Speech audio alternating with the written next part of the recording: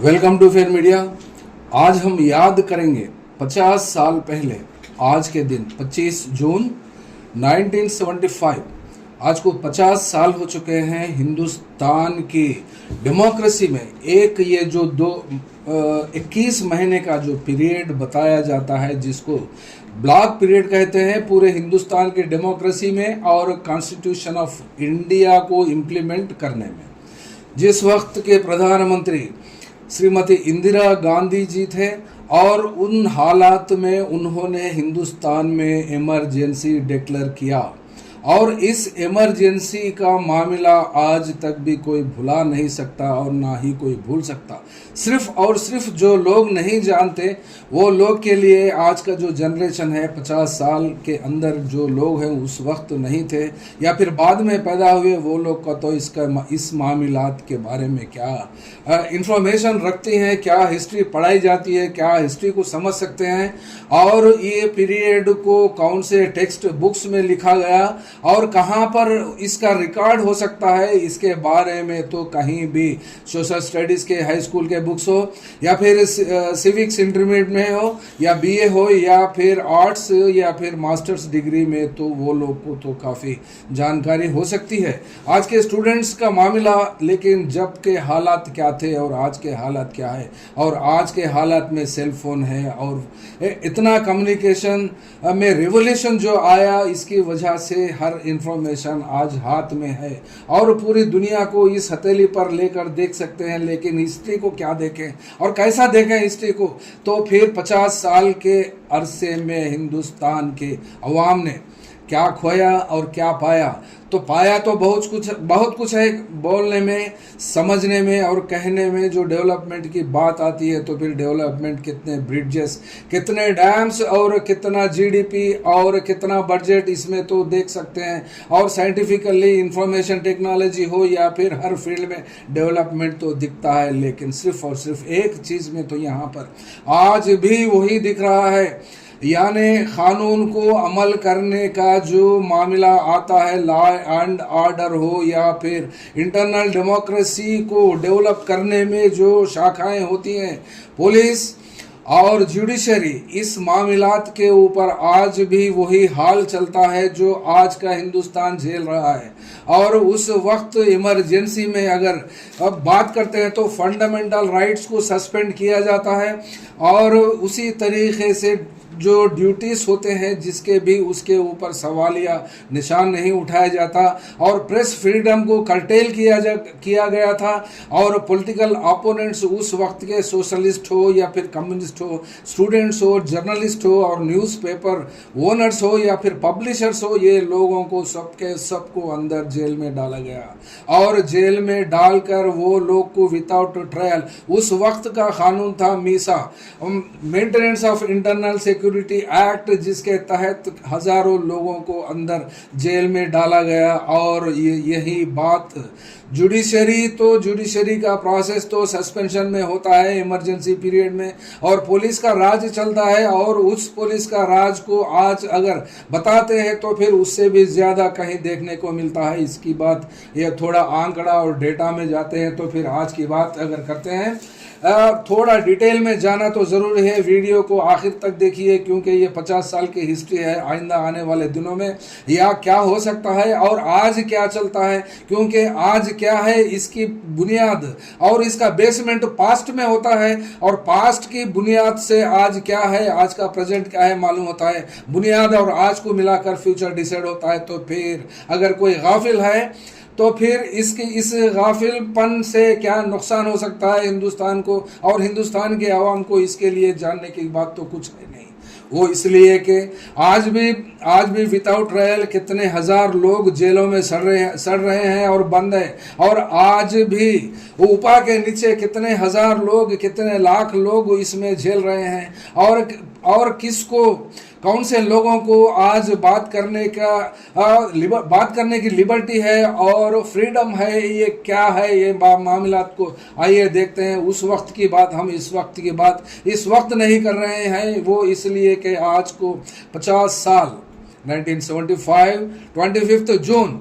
आइए देखते हैं इसके ऊपर ये जो हिंदू पेपर का जो है ये हिंदू पेपर आज का ही पेपर है। ये रीजनल तेलंगाना और हैदराबाद आंध्र प्रदेश यानी तेलंगाना में ये दिखता है। इसमें कंप्लीट डिटेल्स है, तो आइए इसको एक ग्लैंस में देखते हैं यहाँ पर। क्योंकि उस वक्त के पुलिस राज हो या फिर जुडिशरी हो, खासकर हम ये दो फील्ड के ऊपर ही बात करेंगे। वो इसलिए कि डेवलपमेंट की बात इसमें नहीं हो सकती, वो इसलिए कि यहाँ पर जो चीज़ दिखती है, जो स्ट्राइकिंग फीचर होता है जो मामलात में हिस्ट्री में, उसी को रिकॉर्ड करते हैं। वरना ये दूसरी चीज़ें क्या डेवलपमेंट किया था श्रीमती इंदिरा गांधी ने या कांग्रेस पार्टी ने, उसके बारे में हम बिल्कुल बात नहीं करेंगे।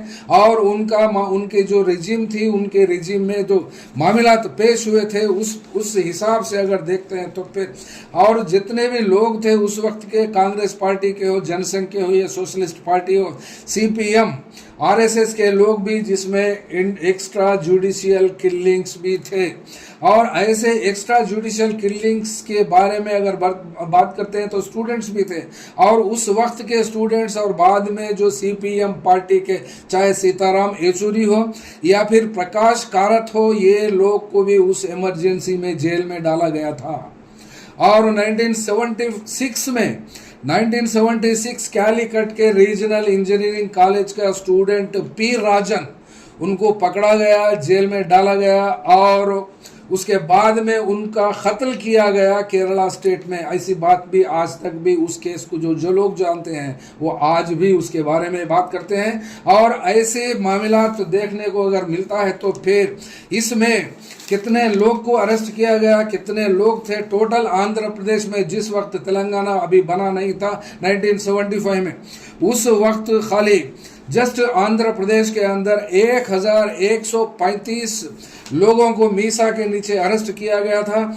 और जिसमें 512 लोगों को, जिसमें स्टूडेंट ऑर्गेनाइजेशंस और बैंड ऑर्गेनाइजेशंस, जो आज भी कुछ ऑर्गेनाइजेशंस बैंड है, उस वक्त भी जो ऑर्गेनाइजेशंस खासकर CPIML के नाम से उस वक्त जाने जाते थे, वो लोग को भी अंदर डाला गया, डिटेन किया गया। जिसमें वो लोग CPIML के सिर्फ 350 लोगों को जेल में डाला गया था। और जिसमें 7 पॉलिटिकल प्रिजनर्स भी थे, यानी टोटल 512 का आंकड़ा आता है। और 512 आंकड़े के बाद में 413 जिसमें क्रिमिनल्स और एंटी सोशल को भी जेल में डाला गया था। और उसके बाद में 512 लोग की तो बात ये तो हो गई, लेकिन उस वक्त में भी एनकाउंटर्स का सिलसिला, आज जो एनकाउंटर्स चलते हैं ऑपरेशन कगार के नाम पर, और वैसे एनकाउंटर्स 1977